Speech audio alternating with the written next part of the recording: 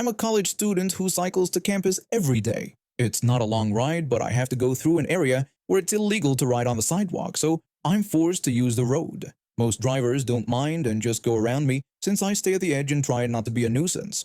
I ride an old e-bike for my commute, which becomes important later. A few weeks ago, this guy in a Ford SUV started yelling at me while I was in the road-only zone. He was shouting all the usual stuff, telling me to get off the road and that roads were for cars. He also yelled that I was too slow. I hear this kind of thing from drivers pretty often, so I usually just ignore it and keep going. But this guy was different. After yelling, he cut right in front of me and slammed on his brakes. I managed to stop before hitting him, and he sped off, shouting a warning that I should be more careful next time. I was pretty angry, but I hadn't got his license plate or anything. I figured nothing could be done about it anyway since there was no real proof. During lunch, I told my friend who works as an emergency medical technician about what happened. He got really mad and told me he's seen the nasty results of cars successfully brake-checking cyclists. 2 days later, the same jerk in the Ford SUV tried to brake-check me again. I was ready for it when I heard him yelling from behind, ordering me to get on the sidewalk. I avoided crashing again. I told my emergency medical technician friend about it over lunch, and he was even angrier than before. I wanted to let it go since I couldn't really do anything about the guy, and my bicycle wasn't going to win in a crash. This guy kept trying to brake-check me every few days during my morning commute whenever we ended up on the same stretch of road. About a week later, my emergency medical technician friend told me he'd shared my story with one of his buddies in the campus police. The police officer was just as upset about it. They wanted to catch this jerk driver. The plan was to have the officer parked on the side of the road, hoping to catch and pull over the guy. I was all for it, and the officer arranged to be posted on that stretch of road for speeder catching duty. A few uneventful days passed with no sign of the road rager. I saw the cop parked in the same spot every day where the road has a left turn lane and a straight lane. Finally, one morning I'm pedaling along, and I hear that familiar voice. The SUV guy was yelling at me to get off the road again, calling me a jerk. I yelled back, challenging him to catch me. Then I took off. I was pedaling as hard as I could and maxed out the throttle on my e-bike. I guess this made the driver even angrier because I heard his engine roar as he chased after me. He moved into the left lane while I stayed in the right. I looked to the side and saw this nasty-looking old man in the driver's seat with his passenger window open. His mouth was moving like he was yelling, but I couldn't hear him over the wind. When we approached the spot where the police car was parked, I started to slow down. The driver took this chance to swing right in front of me. I don't know if it was his speed or his anger that made him swing so wide, but he cut across my lane and crashed straight into the back of the police car.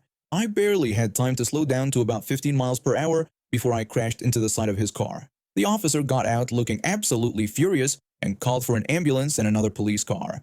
Luckily, no one was seriously hurt since the jerk was only going about 25 miles per hour, but the impact was enough to set off the SUV's airbags. It turned out the guy was driving drunk. Who drinks before 9 a.m.? He got arrested for that, plus making an illegal lane change and probably other stuff too. I don't know all the details, but I'm pretty sure causing a crash like that would lead to some extra charges. The guy had to pay for extensive repairs on the police cruiser and buy me a new e-bike to replace the one he destroyed when he cut in front of me. The frame of my old bike had snapped. On top of that, I heard his car was declared totaled by his insurance company because the airbags went off, so he has to pay for a new car too. With any luck, he'll lose his license from the drunk driving charges and won't be able to harass cyclists again. It's crazy how one person's entitlement and road rage can lead to so much trouble. I'm just glad that nobody got seriously hurt and that there's one less dangerous driver on the road now.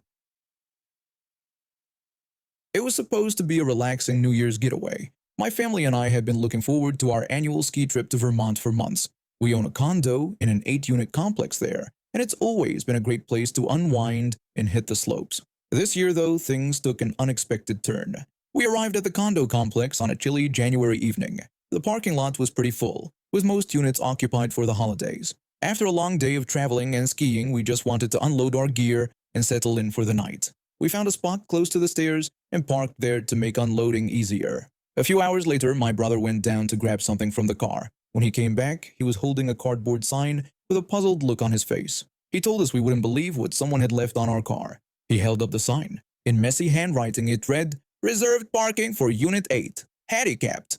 The misspelling was hard to miss. I expressed my confusion, stating that there were no reserved spots here and that it had always been first come, first served. My dad, who owns the complex, looked confused too. He explained that Unit 8 was the small ground floor unit and that a young couple had been renting it for about a year. He mentioned he'd only met them briefly, but they seemed odd. We shrugged it off, figuring it was just a misunderstanding. But 20 minutes later, when I went to grab my forgotten gloves from the car, things escalated quickly. As soon as I unlocked the car and the lights flashed, I heard angry shouting from Unit 8's window. A man's voice yelled at me, threatening to have the car towed if we didn't move it by morning. The guy sounded completely unhinged. I could tell he was on something, so I ignored him, grabbed my gloves, and hurried back to our condo. When I told my dad what happened, he'd had enough. He announced he was going down there to sort this out. He went to Unit 8 and knocked on the door. We could hear the conversation from our balcony. The man rudely asked what my dad wanted. My dad politely tried to explain that there were no reserved parking spots and that it had always been first come, first served. The man reacted angrily, insisting it was a handicapped spot and threatening to call the landlord about the situation. My dad looked taken aback. He'd lost a lot of weight due to cancer treatment, and his appearance had changed quite a bit. The renter clearly didn't recognize him as the owner. As my dad was about to reveal his identity, he noticed something on a table inside the unit, a pipe that looked suspiciously like drug paraphernalia. Given the renter's erratic behavior, things suddenly clicked into place. My dad decided to disengage and came back to our condo. He called the police, explained the situation, and mentioned what he'd seen inside the unit. About 30 minutes later, we saw police cars pull up. The officers spoke with the male renter for a while. Then, based on my dad's tip, one of them spotted the pipe, now out in the open with a bag next to it. It turned out they were smoking crack. Both the man and woman from Unit 8 were arrested on the spot. The next day, my dad started the eviction process. They'd clearly violated the terms of their lease. We ended up having to renovate the entire unit afterward. Who knows how long they've been using drugs in there. The whole situation was surreal. Here we were, just trying to enjoy a family ski trip, and suddenly, we're in the middle of a drug bust. The entitled behavior of those renters was mind-boggling. They didn't even have any disabilities. They just wanted a convenient parking spot and thought they could bully their way into getting one. We kept that misspelled cardboard sign. It now hangs in our condo's living room, a reminder of the craziest New Year's trip we've ever had. I'm glad my dad handled the situation the way he did. He could have confronted them about the drugs right away, but by involving the authorities, he ensured that everything was dealt with properly and legally. It's been a few years since that incident, and our ski trips have thankfully been much less eventful. But every time we park in that gravel lot, we can't help but chuckle at the memory of the handicapped sign, and the entitled couple who thought they could claim ownership of a parking spot they didn't own in a complex they only rented in. I grew up in a tight-knit neighborhood in the 1970s. My family wasn't rich, but we got by. My parents worked hard to provide for me and my younger brother. I was a typical teenager, rebellious, always looking for excitement. That's how I stumbled into the mess with the local pizza shop. When I was 15, the pizza place around the corner had been there forever. The owner was this gruff, middle-aged guy who always seemed annoyed when customers came in. One day, I overheard some older kids talking about how they got beer there. Being the dumb teenager I was, I decided to try my luck. To my surprise, it worked. The owner didn't even bat an eye when I asked for a six-pack. He just grabbed it from the cooler, took my money, and sent me on my way. It became a regular thing, not just for me, but for a lot of kids in the neighborhood.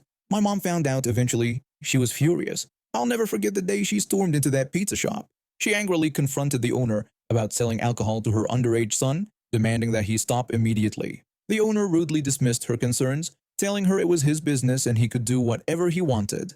He then told her to get out and not come back. My mom warned him that if he ever sold beer to me again, it would be the end of his days in the neighborhood. But a month later, she found beer under my bed. She confronted me and I spilled everything. Turns out the owner was selling to kids as young as 8 even after hours. It was way worse than anyone realized. My dad tried going to the police, but they brushed him off. That's when my mom got that look in her eye, the one that meant she was cooking up a plan. She sternly told me to never buy beer from that place again and to stay out of the shop completely, warning that bad things were going to happen. I didn't know what she meant, but I knew better than to cross her. Months passed and nothing happened. Summer came around again, and I'd almost forgotten about the whole thing. Then one sweltering July night, it went down.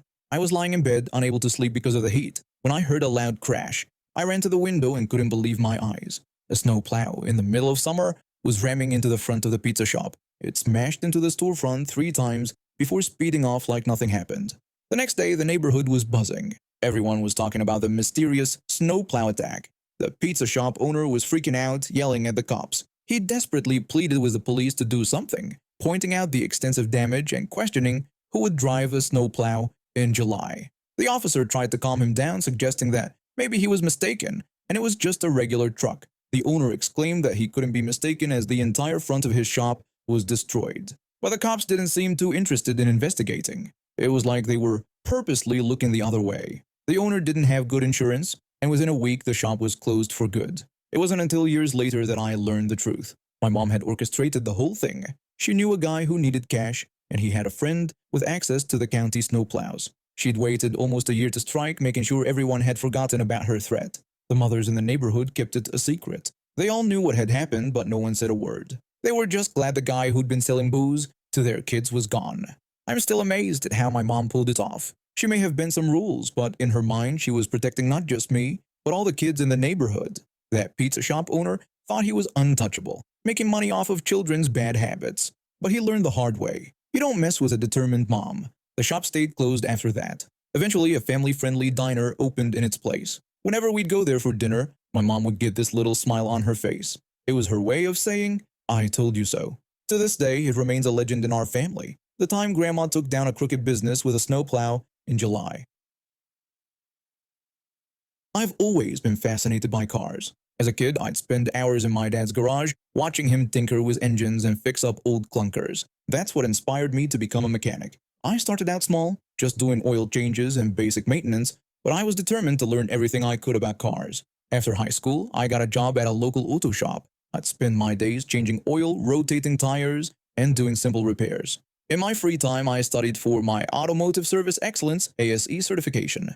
It was tough, but I knew it would be worth it in the long run. One day, about 6 months into my job, this old guy comes in. He's driving a beat-up sedan that's seen better days. As soon as he pulls up, I can hear the brakes grinding. It's not a good sound. The old guy asks about getting new brake pads and how much it would cost. I tell him I'll take a look and bring the car into the shop. I start to drive the car in, and man, those brakes are screaming. I know right away it's more than just pads. I get it up on the lift and take the wheels off. What I see makes me wince. The rotors are completely shot. There's no brake surface left at all. It's worn down to the cooling fins in the middle. I go find my manager to explain the situation. I tell him about the problem with the sedan, mentioning that the rotors are completely gone, and it needs more than just pads. My manager nods and goes to talk to the customer. I watch from a distance as he explains the situation and even takes the old guy out to show him the damage. But this guy isn't having it. The old guy accuses us of trying to rip him off. He insists he knows what his car needs and demands we just do the pads like he asked. My manager tries to calmly explain that it's a serious safety issue and we can't just put new pads on these rotors. The old guy gets even angrier, telling us to do what he says or he'll take his business elsewhere. My manager stays cool through all of this. When the old guy finally runs out of steam, my boss does something I'll never forget. He calmly informs the old guy that he can't let him drive the car as it is because it's not safe. He explains that he'll have to red flag it unless the customer agrees to the proper repairs.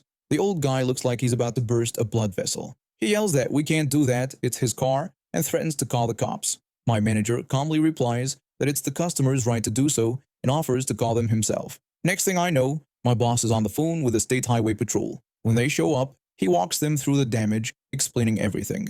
The troopers take one look at those rotors and shake their heads. The trooper confirms that the mechanic is right. He tells the old guy that the vehicle isn't safe to drive and he needs to either get it fixed here or have it towed to another shop. The trooper makes it clear they can't let him drive it like this. The old guy is fuming, but he's out of options. He storms out saying he'll be back. A few days later, he shows up with a tow truck. He's going to pay to have it towed rather than just get it fixed properly. The tow probably cost more than the new rotors would have. I never saw the old guy again. Maybe next time he'll listen to the experts instead of assuming everyone's out to get him.